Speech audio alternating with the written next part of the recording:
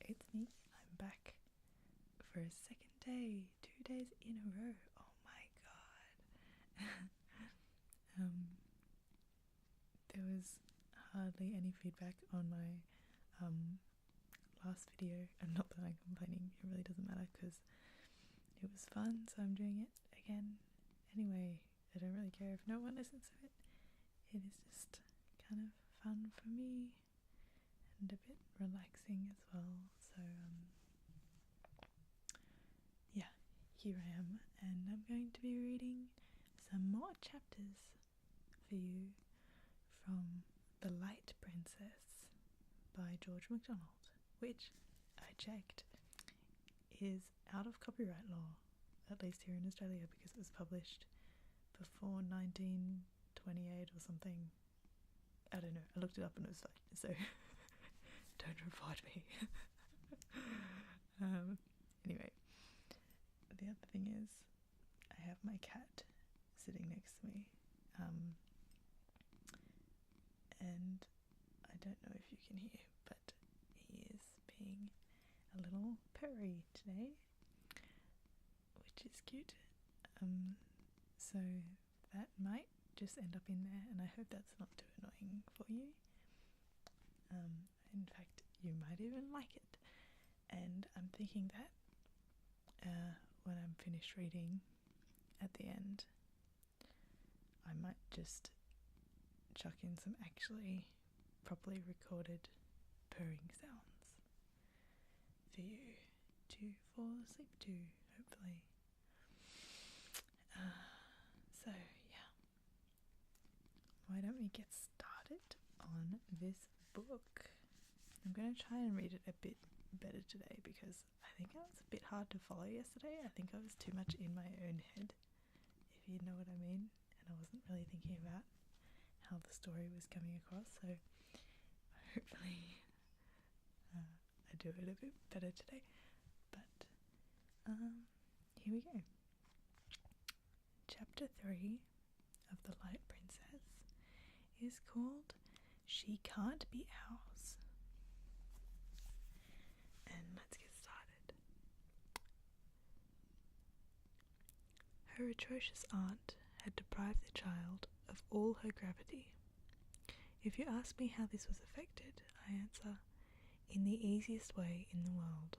She had only to destroy gravitation. For the princess was a philosopher, and knew all the ins and outs of the laws of gravitation, as well as the ins and outs of her bootlace. And being a witch as well, she could abrogate those laws in a moment, or at least so clog their wheels and rust their bearings that they would not work at all. But we have more to do with what followed than with how it was done. The first awkwardness that resulted from this unhappy privation was that I'm sorry, I'm just going to start that whole paragraph again. The first awkwardness that resulted from this unhappy privation was that the moment the nurse began to float the baby up and down, she flew from her arms towards the ceiling. Happily, the resistance of the air brought her ascending career to a close within a foot of it. There she remained, horizontal as when she left her nurse's arms, kicking and laughing amazingly. The nurse in terror flew to the bell and begged the footman who answered it to bring up the house steps directly. Trembling in every limb, she climbed upon the steps and had to stand upon the very top and reach up before she could catch the floating tail of the baby's long clothes.